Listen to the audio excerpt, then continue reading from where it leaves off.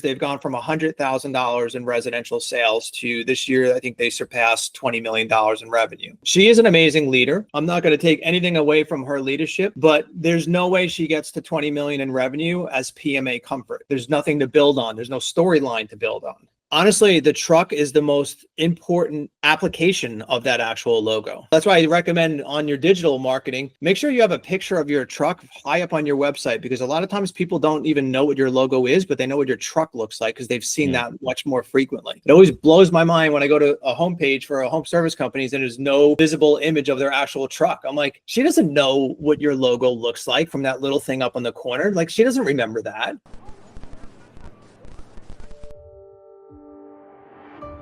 I run a agency here in New Jersey. We have about 38 employees. We will do the branding for around 250 or so home service companies this year. We'll probably rename about 75 home service companies. So we do everything from creating the brand, creating brand story elements, creating the truck wrap design, collateral. We do some email and social media marketing as well. And we primarily focus on, I would say the average size of the client that we have are generally probably between 2 and 5 million in revenue.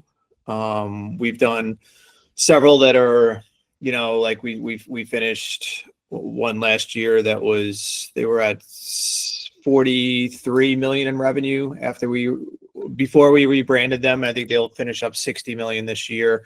A company called Eagle Plumbers out in Ohio. So, size wise, it's kind of our sweet spot is, like I said, probably like 3 to 5, but we do have a lot of startups, and we have a lot of companies that reach a certain point and then I think realize that the brand is certainly holding them back. We work with a number of PE firms that almost every acquisition that they get, the rebrand comes back to us to handle. So we do work with a number of PE firms who, I think really understand the value of the brand and how the brand functions in the overall marketing spend. That's awesome. So I got your book here, Branded, Not Blended. So it's a good title.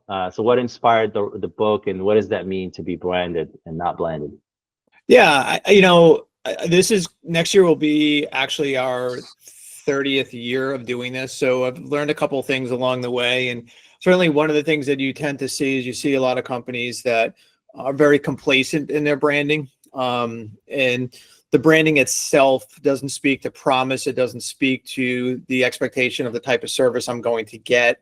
And they tend to blend in. So the idea of a lot of companies have what they think is a brand, and in a lot of instances, I like to refer to them as actual blands.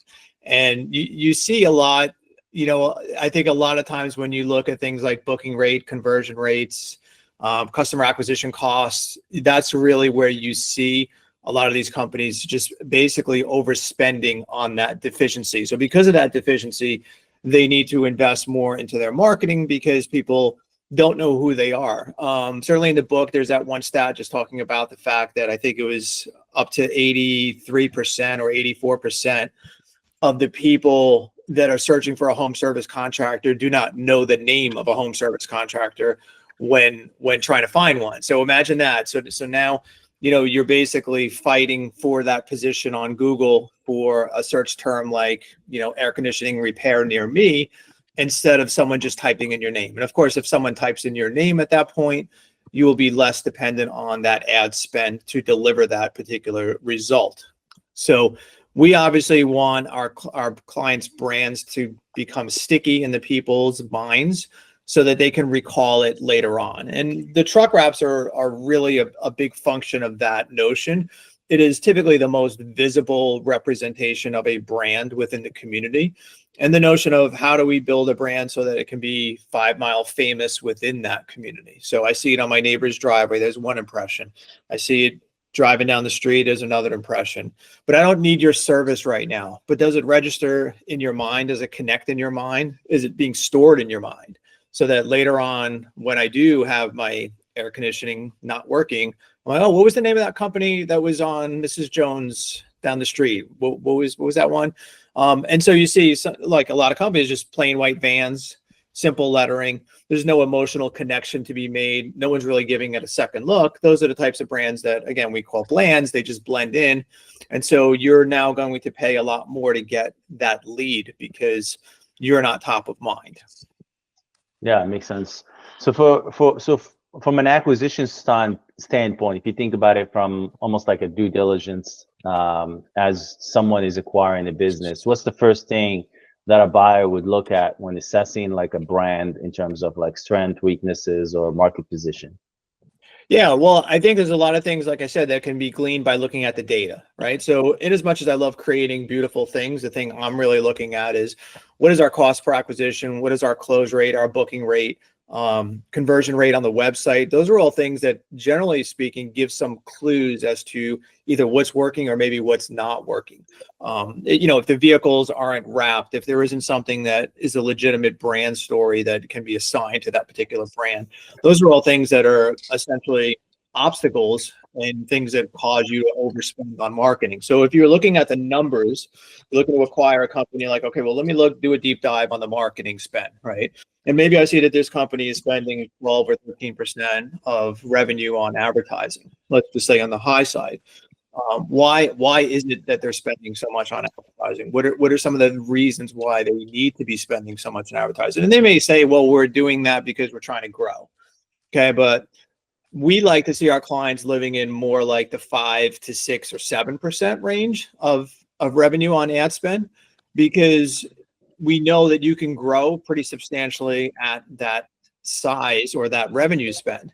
But once you start going into the 10, 11, 12%, usually that signifies to me there's an issue somewhere else, a fundamental issue.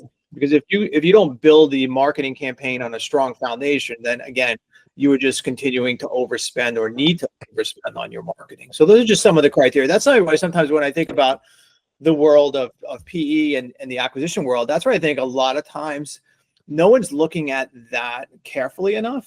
And I think that that's a lot of times where the hidden value really is. Because if you could get it cheaper because the numbers don't support a higher multiple, and you could look at the brand and you say, man, the brand is awful, but imagine if I fix the brand. What would that do to average tickets? What would that do to our booking rate? And so a lot of times you can look at those numbers and you can make some assumptions on what it would take to fix it and how much that would affect, bottom line later on after you make that investment. So you have two schools of thought. You have PE that acquires something and they think it's working, quote unquote. I'm going to use that in quotes because it's a very consistent return that maybe that company's been getting. And I tend to look at that and say, well, it's been working in spite of that. Imagine if we fixed it. So some PE recognize sort of the importance of the brand in terms of the foundation and how well the other marketing will work. And some PE, I think they acquire the company and they're super complacent. They have a pretty consistent return and they're not looking to shake things up or take any risks. So, I think that there's a lot more PE that understand the value of the brand and what that actually means in terms of their marketing spend. And I think those companies are doing really well because they're realizing that their cost per acquisitions really dropped dramatically. Their PPC spends, their LSA spends, all those things are affected by that brand and that community. So you mentioned 5%. You mentioned conversion. What would a healthy conversion look like in your world? I mean, a conversion rate on a website is one thing that we use as a barometer, right? So give you an example, like we have a digital marketing company that we work with, and they have built the website for about 25 kick charge brands, right? So 25 companies we've done the branding for. And I asked them to run the numbers as far as that's concerned, meaning how many, first of all, branded keyword searches are happening on a monthly basis for a brand that we created. And then I asked them to look, okay, they came to the website, how many converted into a specific action? Like they filled out the contact form, they placed a call, they called the CSR, they booked the job, right? So on average, the kick charge brands were generating over 500 inbound branded keyword searches per month, meaning someone typed in their name to find them, not, again, AC repair near me. And the other companies, they compared 25 that we hadn't done the brands for. And those 25 on average had 50 branded keyword searches per month. So that's almost a 10x in terms of branded keyword searches. Now, so okay, so that's good. But what about conversion rates, right? So they went to the website. What did they do next, right? Did they book a call? What did they do? So the booking rates, or the conversion rates, I should say, on the Kickchart sites were running about 12.5% versus 6.5% for the brands that we hadn't created. So almost double the conversion rates, and again, 10 times the amount of inbound leads. So what is that really saying, or what does that actually, what does that really prove or sort of showcase? And I think the idea that the people that have recognized that brand within their community, it's familiar to them, they remember it, right? So that speaks to branded keyword searches. But then the conversion rates, I think, are also something that, again, people want to do business with people they know, like, and trust. So how do we establish know, like, and trust? Well, I've seen it on my neighbor's driveway. Obviously, things like Google reviews and all those things go into it. But now I'm talking about new acquisition costs. And these are people who haven't used you yet. So what does the brand speak to those people? And why would the conversion rates be higher for a better brand? Well, because they perceive it to be a better company. The experience is going to get better. I think at the end of the day, too, you have to remember that there's so much bias inherent in consumers against contractors, right? So they're afraid of who's coming to their home. They're afraid they're going to get ripped off, right? So how does the brand speak to those bias, right? How does it make them feel that the experience they're going to get is going to be superior than one of these other companies that maybe they've never heard of? And maybe those companies have been there longer. Maybe they're even bigger companies, but they blended in, and therefore it didn't register to me that that's that same company. So that's all part of it, I think. Makes sense. So a lot of us here are looking, acquiring businesses that have been around for 30, 40 years. They've got an established identity, I would say, within the marketplace. Not much branding, not much money has been spent or effort has been spent on the branding side. So how would you kind of modernize or refresh a brand like that without alienating the customers? Sure. Yeah. I mean, we've done several companies that I can think of two. We rebranded this company called McQuillan Brothers in Minnesota, which is a 140-year-old company, right? So you would think that their brand should somehow reflect that rich history and that heritage, right? But if you looked at what their old branding looked like, it literally looked like they just started a year or two ago. And I said, why aren't you leveraging that history and that heritage that makes you basically the oldest plumbing company? I think it was the oldest plumbing company west of the Mississippi or something like that, is what to say, and the oldest plumbing company in Minnesota itself. And so we want to sort of leverage that history and that heritage at the same time of refreshing and updating the brand so that it feels more like a company that has that history and has that heritage. So that's like a good example, but you always want to look at equity, right? So you look at the brand equity that maybe exists for this company that has been around a really long time, but maybe they just haven't really leveraged it properly. So maybe there's an aspect of the old brand that you carry into the new brand. And we sort of call those more evolutions instead of complete revolutions. For McQuillan Brothers, it was basically complete revolution because there's really nothing I could salvage from where they were previously other than the brand name and that history. So you kind of measure and sort of balance some of those things. Sometimes you have something that there's an aspect of it, maybe even it's just a color that you want to continue into the new brand. Like Dallas Plumbing in Texas is one that had really, really great history. Their vehicles are always orange. And so when we said, okay, we're going to rebrand you, we're going to make that brand feel like it's more modern, right? Or not really modern, but reflective of the history. But I'm not going to discard that orange color that's been so prevalent in your community for the last 30, 40, 50 years, right? So you take the pieces that you want to leverage and you can carry them into the rebrand while still acknowledging that history. Nice. Okay. So now if you're going to complete rebrand where you're going to rename the company or maybe, so let's do two folds. One is renaming the company and redoing the whole thing. So more of a revolution. And then I want you to talk about like how how one can integrate a brand within a portfolio of companies. Let's say like you talk about a PE or a holding entity. How do you do that? So meaning would a new company run under an existing one, sort of like an umbrella brand, right, versus like renaming or something? So yes, yeah.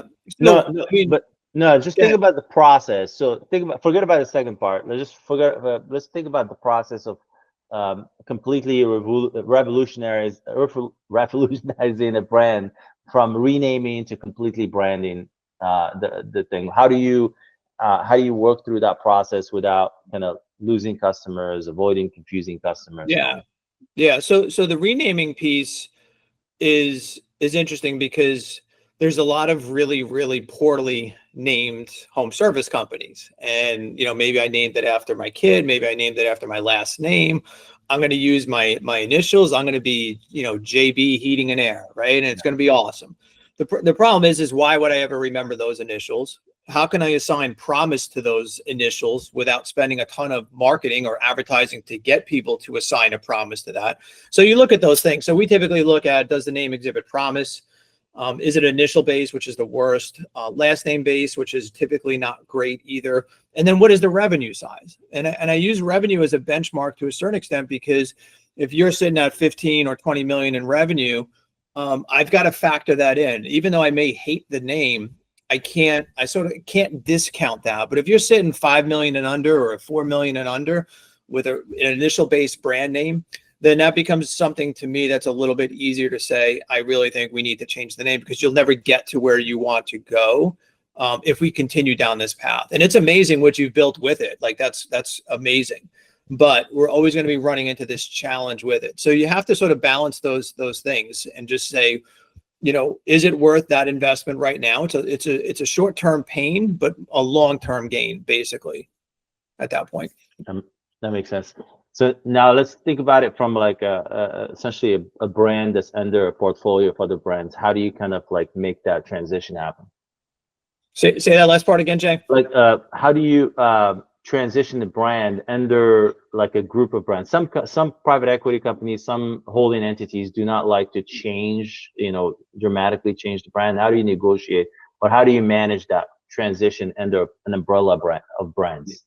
So first off, like to your point, like if you are changing the name, there's a process you have to go through to make that transition as smooth as possible, right? So we have to notify all the existing customers that we're changing the name. We have to identify why we're changing the name. We also have to make sure we've got a strategy that accounts for the implications from a digital marketing perspective, right? So if it's a site that's been up for 10 years, that's enjoying really great organic results, we have to make sure that we basically don't turn off our lead source for the existing name and website while we're working on the new name and website, right? So you have to kind of have those pieces sort of well thought out. I would say too that they're, like you said about, well, can we roll it in? Like you've seen Gettle do roll-ins, right? So we did the branding for Gettle. Gettle has gone into different markets, and Gettle has sort of said in their minds that it's easier for us to maintain the marketing for one primary brand rather than a portfolio of 8 or 9 different brands. And now it's 8 or 9 separate marketing campaigns and 8 or 9 different marketing agencies perhaps that are running them, right? So there's not as many efficiencies when you start running multiple, campaigns in multiple markets. Now, of course, again, how do you balance that? Like, well, in a lot of instances where Gettle went into markets, they were unknown. It's not like people knew who Gettle was. So now you're kind of starting from scratch, basically trying to, have people understand what that particular brand is. So there are, pros and cons to both approaches, definitely. That makes sense. So if you are to evaluate like a brand perception, what's the best way to gauge that how brand is perceived by customers? How should that inform the acquisition or a rebranding strategy? So, again, does the name exhibit promise, right? So I've never worked with your company. If I spoke the name to someone, do I have a promise that's being delivered, right? So that, again, there's actually a website that we built where you can basically take the test yourself of the 10 different criteria that we use. It's called sparktest.kickcharge.com. If anyone just wants to go in there, you could basically put in the same criteria and then it'll score your brand basically. But you look at the name, does it deliver promise?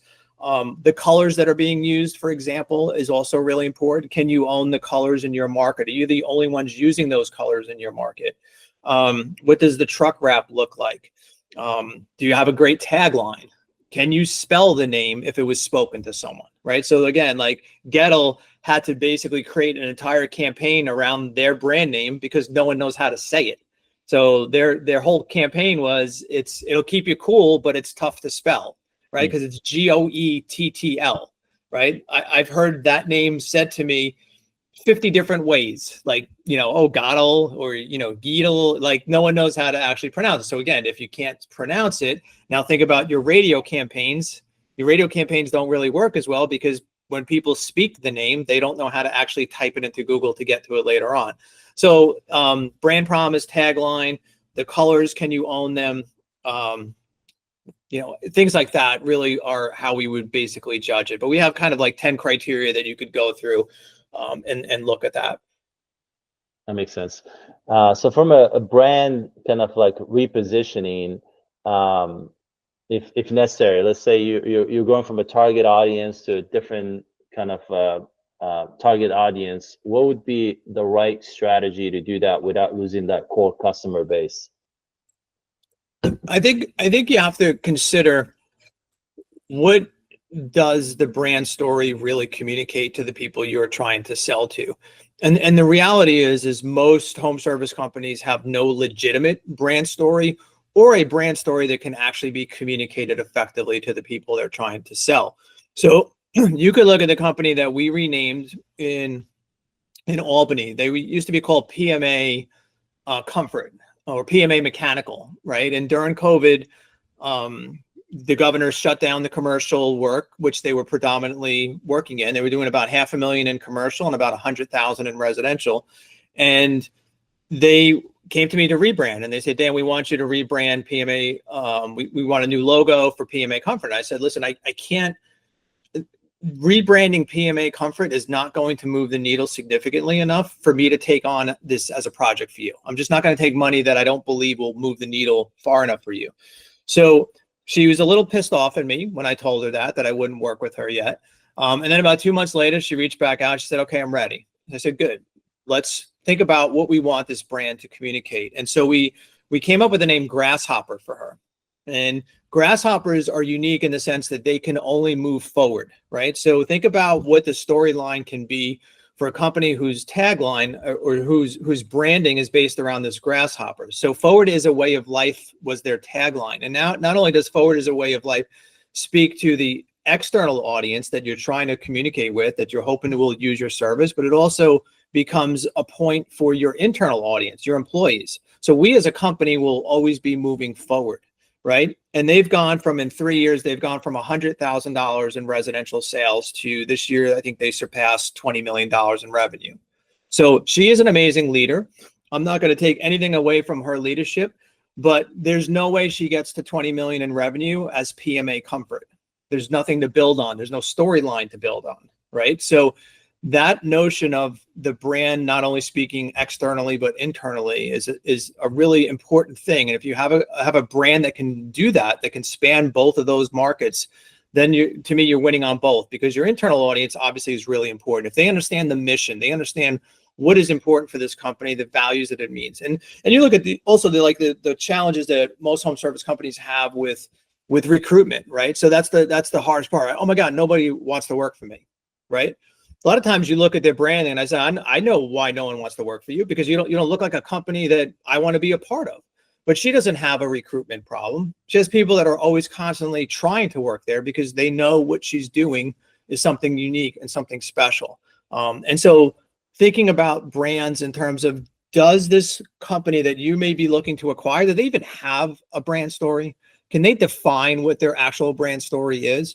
And if there's not, well, then again, maybe you assign a discount to that. And maybe going into it later on that you can fix that you can actually create something that is a legitimate brand story. It'll make your advertising go so much further. It'll make your conversion rates, all those other things, be affected by that. Her booking rate is 93%.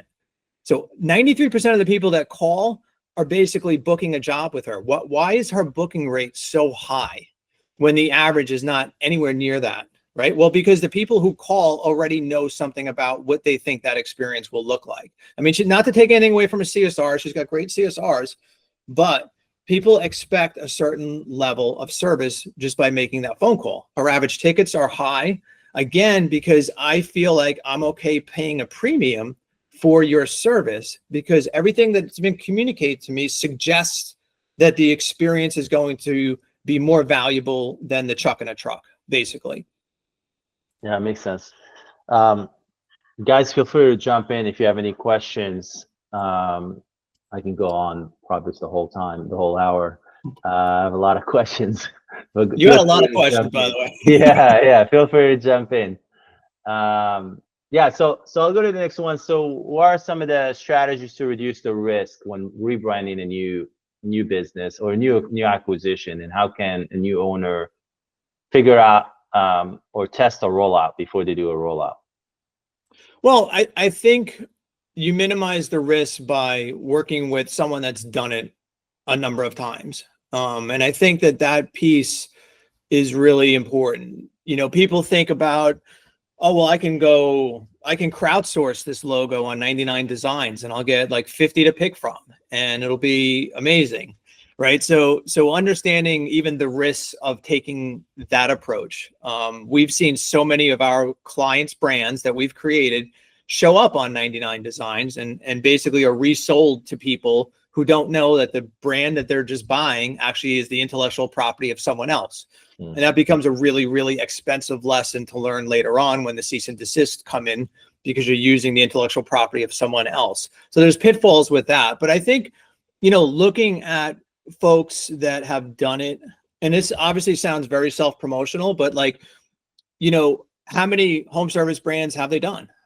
You know, what are the ones that they've done that you know of that are been really, really successful? You know, we did something the other day when I just started thinking about, we've done, I don't know if you've heard of Nexstar, but we've done a lot of companies within Nexstar. We have probably 30 or 40 companies within Nexstar that we've done the branding for. And we looked and we said, and we figured out that there's over 100 home service companies whose brands we've created that are over $10 million in revenue. And that equates to, some of them are, you know, like Gettle is, you know, 300 or 400 in revenue, but it's over $2 billion in revenue for brands that we've created. So I just say, look at the experience that they've had. The most critical thing that a lot of people don't have experiences is, how does that brand translate across the platforms, right? So how does it work not only on a guy's uniform, but on the side of a truck?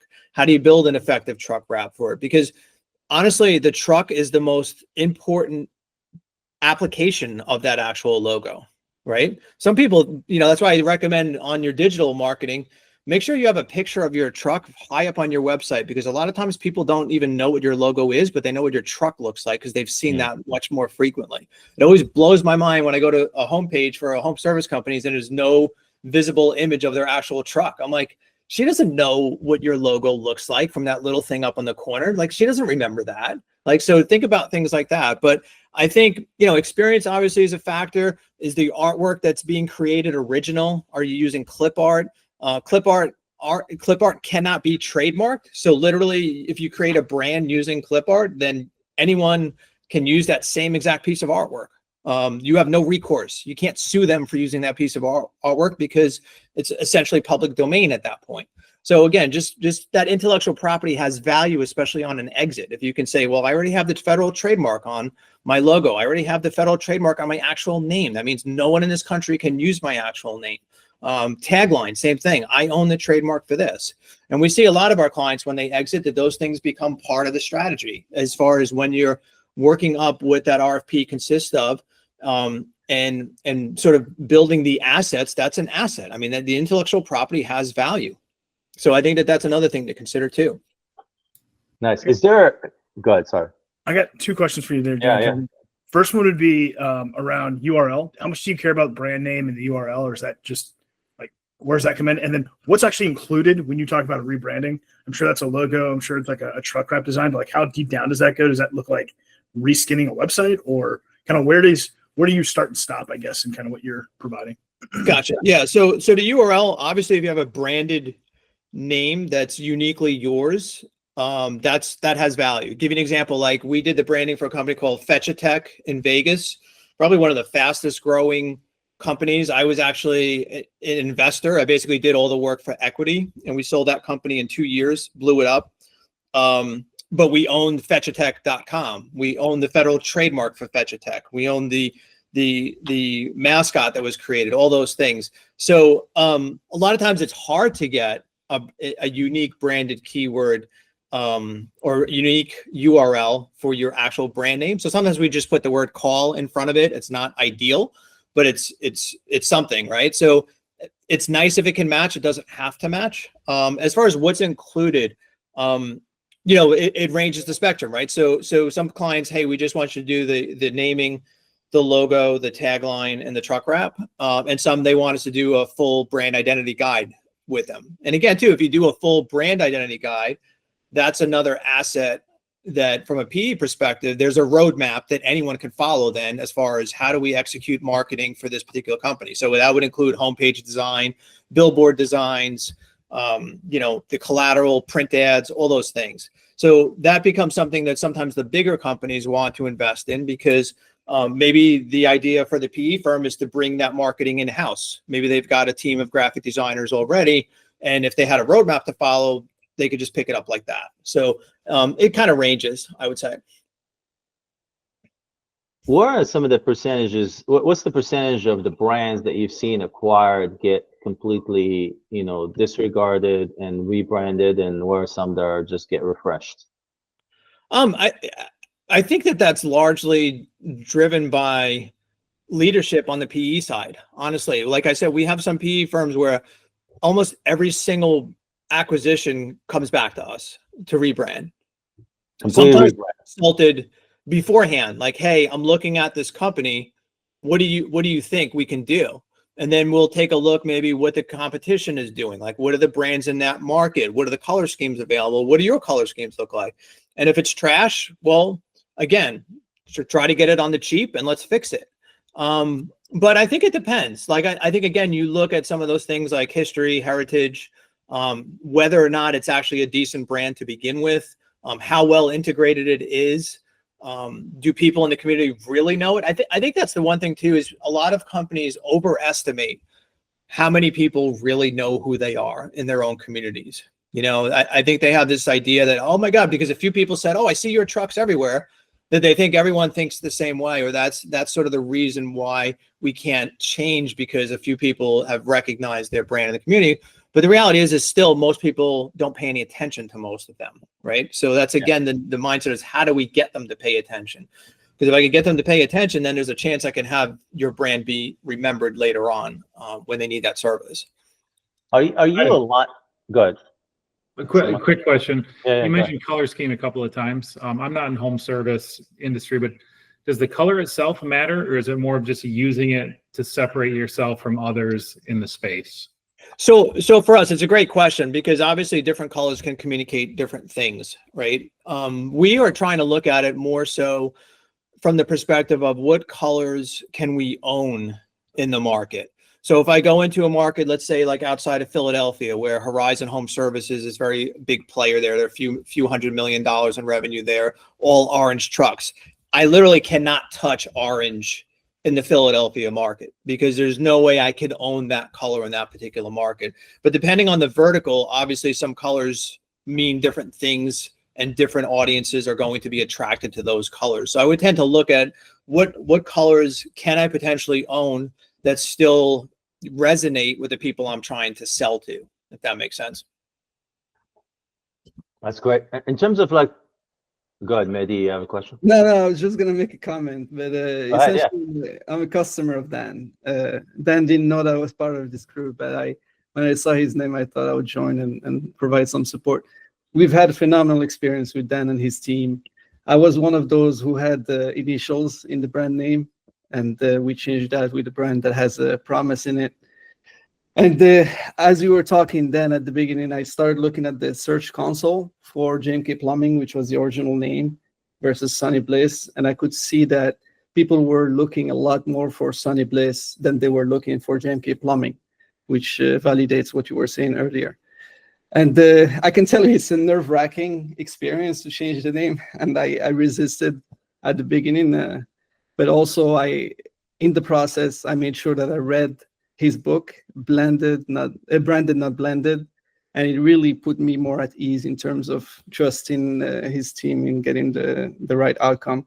And I'm very happy with what we got in the end. Well, to prove your point, I couldn't remember the name of your old company. There you go. I knew his initials, but what they were, I was like, I don't remember what they used to be, but that's good. That's why we changed it. Yeah. That's awesome. Is there like a research done, or like a little bit of a search done on the psychographic of the ideal client profile for a specific company, or is just more of like a regional thing? Are you looking at, is this female first brand? Is it high income earners, high net worth? Do you have those nuances, and can you give us some examples in terms of like the differences? Yeah, I mean, for us, the number one person or avatar that we're most concerned about are women, typically aged like 35 to 55 or 60-ish, kind of in that world, right?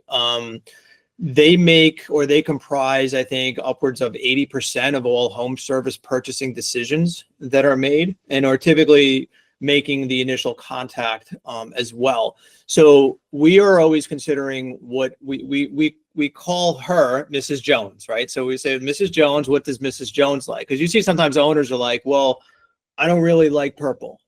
And I'm like, dude, it's not about what you like, because you're not who I'm trying to sell to, right? So just put that out of your mind. Like, I want you to like your logo, but my initial direction and strategy is based on what she likes, right? So how does the brand help her feel something about, again, that experience? And I can think of another brand that we had renamed. They used to be called 24/7 HVAC. They're in upstate New York. The funny thing is they actually didn't provide 24/7 HVAC services. So we decided to change their name to Hummingbird. And the brand that we created for them uses a lot of purples and pinks and light teals. And it's a very, very, I don't say feminine, because that's not really the right word, but it was very deliberately designed for that demographic. And huge response. It's been like really, really successful, especially to women, because it's non-threatening. It helps, again, address that concern I have about who's coming to my home. And you see some of the mistakes sometimes people make with mascots, where they've got this big, muscled, aggressive looking mascot holding the wrench, who looks like he's going to beat the shit out of you. And that's not putting Mrs. Jones at ease, right? She's already scared shitless about who's coming to her home. Like, why do I going to reinforce the fact that I'm going to have a stranger in my house, and maybe if I don't pay, I'm going to get the shit kicked out of me? Like, it's like, you would think it's common sense, but you see so many people brand like that it's kind of bizarre to me in a way when I see a lot of that stuff. Yeah, it makes sense. So from the internal marketing or internal branding, for employees and for recruiting, how do you kind of connect the two, the external and the internal? Yeah, I think that's a great thing that you have to be careful about on Rebrand. You'll find that employees sometimes are not too excited about the idea of rebranding because they're very comfortable. They don't really like change.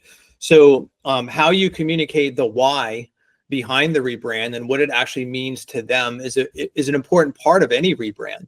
How it's announced and what you communicate to them about why this change is taking place. So you have to kind of remember that again, a lot of them really like stability. They don't want change. They don't understand why we're doing this or why we need to do this. Or maybe they even like the existing logo. And so, we want those communications to speak to how we're reinvesting back into the company, because we want to provide for a better future for them. Like, we want to grow, we want to expand. This is the catalyst for us to be able to expand into other markets, to be able to command higher average tickets, to have better booking rates, to have better close rates. And so I think we've seen a lot of really, really great rollouts, like when they announce everything. Like, one example I have for a company that was initial base, it was called RW Garage Doors, and we rebranded them and renamed them Right Way instead of RW. And that became, again, that focal point about what it means to work for this company. Like, we will do things the right way here at Right Way Garage Door. And they had a big party, and they literally had the van in their shop covered with a huge sheet, And the owner went through the history of the company, had like a presentation, was talking about where they came from, and then talked about the future of where they were going, right?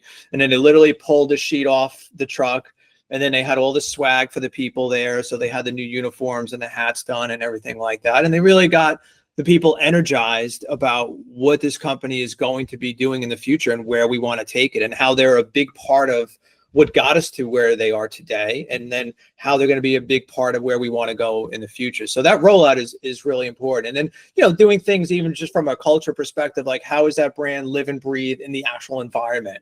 So we do like a ton of wall wraps. The wall wraps, again, may really speak to that tagline or vision statements, mission statements. Like, how do we have that brand kind of live and breathe within the actual environment that they're working in, is another piece of it too. But culture is a huge component, especially how it's communicated to them and why we're doing this.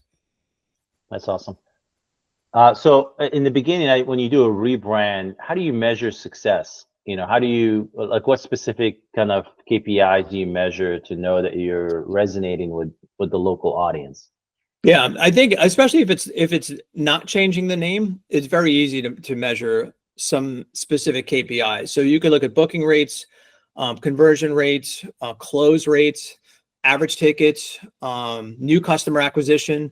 Those are all benchmarks that I think really tell a lot about how successful the rebrand has. I mean, we have clients that, you know, you could argue that, well, they changed stuff operationally, or they spent more money on marketing, or they did this or that. But we have clients that really didn't change anything, but yet their average tickets rose dramatically and things like that. So, well, why did the average ticket increase if we didn't really change anything? Well, you know, some of them are coming from really shitty brands, and I'm like, well, that's why you couldn't close anything, or that's why your average tickets are so low, because there's no reason why Mrs. Jones thinks that she should pay more for your service. But the data that we're assessing right now, and I'm actually in the process of doing a second edition of the book, but one of the fascinating things that I've been looking at on the digital side is, again, cost per acquisition. And cost per acquisition is on a new customer. We're not talking existing, new customer acquisition costs. And, you know, for some home service companies, they're paying, you know, anywhere from $500 to $1,000 on a new customer acquisition. And that's a very, very high number. But we started looking at the data, comparing, again, the brands, and the only benchmark I can have is my brand, right? So there's a company called Searchlight that basically operates as almost like a backup quarterback to your digital marketing, right? And so they are taking the data pulled from Service Titan and House Call Pro and some of these other CRMs, and they're really condensing that data into giving you real information about things like, you know, opportunities, how many unsigned proposals are out there, cost per acquisition, booking rates, all those things, right? So we started looking at the data of some of the companies that we had done the branding for. And again, that cost per acquisition was significantly lower than some of the others in that same data set. So they actually have about 750 home service companies under their umbrella that they're watching and monitoring the digital spends. And out of that 750, there's 140 kick charge brands that they are managing. So I think it's a very good data set for us to draw some conclusions, some very specific conclusions from. So I'm looking forward to looking deeper into that. But at a initial preliminary glance, it was kind of mirroring what I had seen when we did the dive with that other digital marketing company on branded keyword searches and then conversion rates. So Searchlight takes plugs into your Service Titan or whatever. Service Titan, and then also with plugs into the Google spend as well. So like you can basically look at what every single lead source is, and then how much we're spending on the acquisition of those things. So what it against the industry or your industry, or how does it do it? It basically aggregates all the data and puts it into one basic dashboard that you can reuse. So part of the challenge, like there's so much hate for digital marketing companies. We're like, oh, these digital marketing companies, they suck. Like I'm not getting enough leads. And then when you drill down deeper and you look at it, it's like, dude, you don't need more leads. You need to book more calls. Like you have the leads, but your CSRs suck, right? So like it actually exposes a lot of the flaws in your own operating system, because it's not a matter of sometimes if you need more leads, or maybe there's like, he was showing me examples where there's like literally $1 million worth of unsold contracts, unsigned contracts out in the street for this month. I'm like, that represents all that money. Why aren't you closing them? Why aren't you doing things like drip campaigns to them or text campaigns to them, automated stuff? Like, so there's so many things that the data actually elicits that expose operational flaws, not really digital marketing flaws. So, because it's very easy to say, well, my digital marketing company sucks. Like, they're not getting me enough leads. It's like, dude, like, your leads are fine. Like, you just suck at closing. Like, so it's kind of interesting, because I love it because it holds the digital marketing company accountable, but it also gives the ownership a lot more data to base specific decisions on, because they can look at the data and they could say, wow, I mean, yeah, a booking rate does suck. So we're losing all those opportunities because our CSRs aren't converting, right? So there's just a lot of things that you can glean from that. But I think, like I said, the interesting thing to me was just sort of even just comparing that customer acquisition cost and how much more expensive it was for the weaker brands. Makes sense. Is there like a trend or something new that's happening right now in the marketplace, as you know, the environment is changing? You know, we've just gone from a period where people were flush with cash and, you know, they're just spending, and now they're a little bit more tight. Like, what's like, how do brands adapt to win in an environment like this?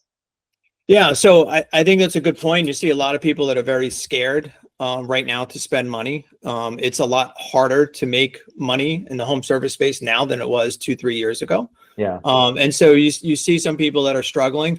I think the people that have invested in branding during that particular time, I don't hear a lot from our clients that are saying, oh, like, it's really hard or we're struggling. Maybe they're not growing quite as fast, but most of them are doing well.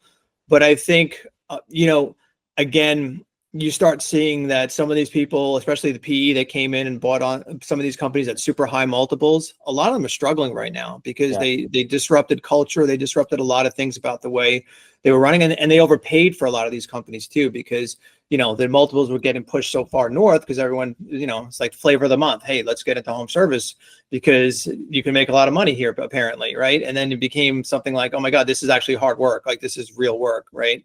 So I think that, you know, you see people that are paying more attention to how to make the marketing spend go further, and really understanding, you know, you see people investing a lot into sales training, right? So how do we make the most of each opportunity when we're inside the home? And I'm not talking about selling people stuff that they don't need, but a lot of people need stuff that they don't know is even available to them.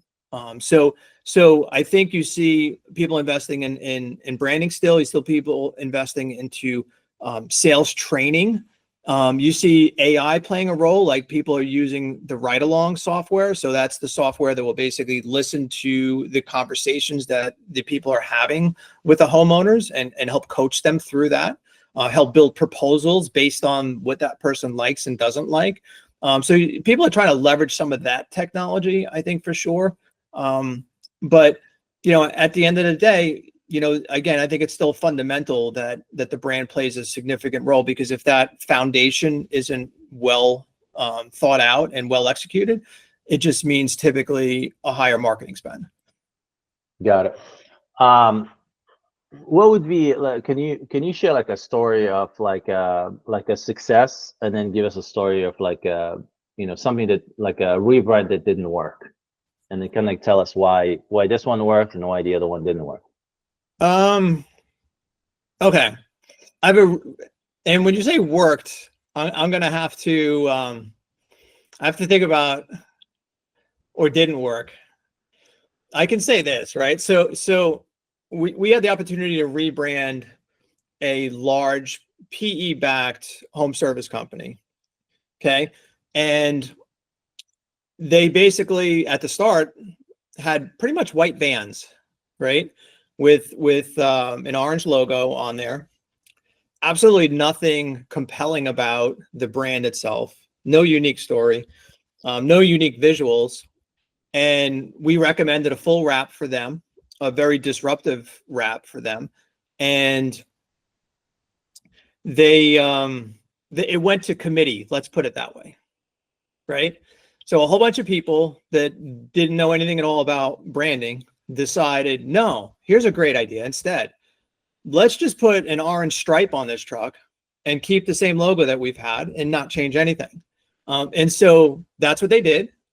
And to me, that represents, again, sometimes the challenge of people making branding decisions that don't know anything at all about branding. And so the opportunity to do something that was disruptive, the opportunity to have so many more direct phone calls being attributed to the actual vehicle was essentially lost in that case. And on the flip side, there's a company that we did the branding. I think they were $100 million in revenue when we rebranded them. Company's called Gem Plumbing and Heating. They're based out of New England, based in Rhode Island. And he had the exact opposite mindset. It was like, I want to do something that I want to consider to be an aisle violator. And an aisle violator is something when you're walking down the supermarket aisle and you see something and it catches your eye, right? So that's the notion and the mindset he has. So his white vans that were original were rebranded, super colorful, and they were able to attribute 16 times revenue within the first year attributed directly to the trucks compared to the old ones. So that to me was like a really great success story because he was able to really quantify exactly how much more revenue actually came from this exercise. Nice. How do you kind of disassociate when you buy a brand that has like a personality or a person attached to it, you know, for so many years, and then you're trying to transform it so it's not like attached to that person identity and it's got an equity on its own. How do you kind of like transition that brand out? So meaning a brand that maybe is based on someone's likeness or based on an actual person? Yeah, correct. I mean, those are a little bit more challenging for sure. If it's like a picture of someone, like the Gettle brand is based on the son of Ken Goodrich. That's Ken's son. That photograph of the boy holding the flashlight, if any of you know that particular brand, was based on that particular likeness. But let's imagine it was based on Ken. That's a tough one, right? Because people in the community associate that face with something. And depending on how well it's been integrated, it may not be advisable to really change that substantially or dramatically.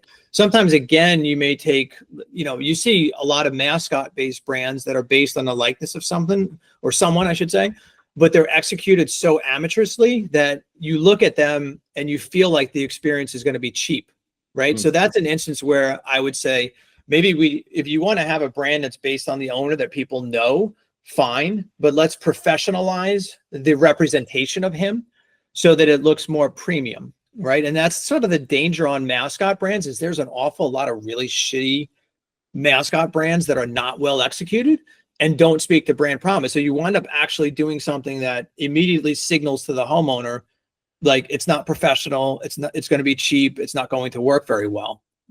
Yeah. So if someone is starting ground up and then there's, and they're planning on building $100 million, $200 million brand, 5-10 years from now, what would be the pillars of that brand that you would make sure that they execute? Like if it was a startup, like I'm going to start a new home service business. Correct. Again, naming, can I federally trademark the name, right? So make sure we start with those two pieces. Because if we're going to get to that revenue, we're probably going to need to go into other states perhaps and things like that, right? So you want to make sure we've got that piece done. And then does the name speak to promise? Does the name evoke a visual?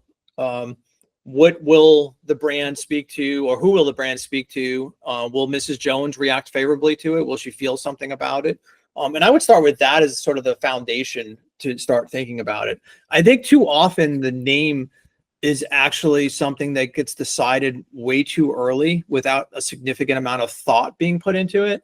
And, come to find out, I can't even use this name in other states. Like that's the situation with Tommy Mello's brand. If you guys are familiar with Tommy Mello from A1 Garage, we did his brand about 5 years ago when he was at 30 million or 35 million. And that's the challenge that Tommy ran into going into other states is that particular brand name, he was unable to use A1 Garage in certain states because there were already companies in those states using A1. So he could not obtain a full federal trademark on that particular brand name. So I think looking at that, I think is also something important. But I think that, by the way, I just want to say too, when you think about Tommy at 30 or 40 million in revenue, deciding at that point, I need to rebrand. I think that's, again, a great argument for the people who say, well, like, dude, I'm at 40 million. Why would I ever need to rebrand? And I think he knew that where he wanted to go, he wasn't going to be able to get there with what he had. But a lot of people were like, well, dude, you built a $40 million company. Why would you ever change your logo? Why would you ever change your truck wraps? That doesn't make any sense. But if you ever heard him speak about the results afterwards and what it did to the company, I think that that's a great lesson. Even Eco Plumbers in Ohio, they were at, like I said earlier, I think 40 million in revenue or $43 million in revenue. And most people at that revenue aren't saying, oh my God, this is a great idea. Let's just change everything that we've ever done with our brand. But, again, that's been a game changer. The branding was weak prior, didn't exhibit the same promise, had some technical challenges to it.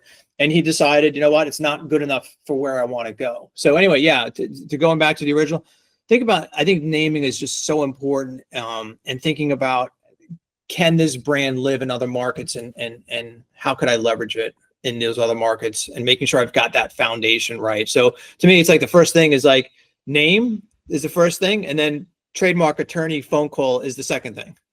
Okay. Make sure that we're good on that. Yeah. So you mentioned growth. So is there an element to an evolution of a brand as it grows? So it goes from 0 to 5 to 50 to 100. Is there anything that need to happen for that brand to evolve into that next level, next tier? So in theory, if it's done right at the time that you create it, you really shouldn't need to evolve it or change it dramatically along that journey, right? I don't think there's really many instances that I can think of that we basically went back and revisited a brand unless they added a service line. So unless, they added plumbing and they were HVAC only, that would be one thing specifically that might require it. But I mean, the Gettle brand that we did 10 years ago, I think is still timeless and still makes sense today. And that wouldn't be something that I could see any way in my mind that could be improved upon. So if you do your job right in the beginning, like honestly, it should be something that doesn't require a change. I can't think of, we have almost 3,000 home service brands that we've created. I can't really think of any client that's really come back to us and said, we need to change because this doesn't represent us any longer. Okay. Any final thoughts around acquisition, rebranding, mainly around the M&A space, whether it is doing a roll-up or exiting? Well, I just want to get back to Arter had a question there too. He just said, how does brand relate to pricing? For example, if you want to go a high-end market, would you try to position a brand differently? Yeah. And I think that's a great question. I think I tend to look at that again as to if the idea is to be super premium in our process and our experience and what we're delivering, then you would look at the brand in that manner, and you would say, well, maybe I'm not going to be a super fun, happy mascot because it's maybe not communicating as much of a premium experience as something that's a little bit more corporate in nature. Maybe the name doesn't dictate an approach like that as well. So when we're doing naming, those are all questions that we would get out and say, what is the takeaway that you would like from that branding to be, and then kind of work it from there. So sorry, Jay, go back to your question again. So you just said no, just like it's actually any thoughts on the acquisition. Oh, okay, side? right. Like, yeah.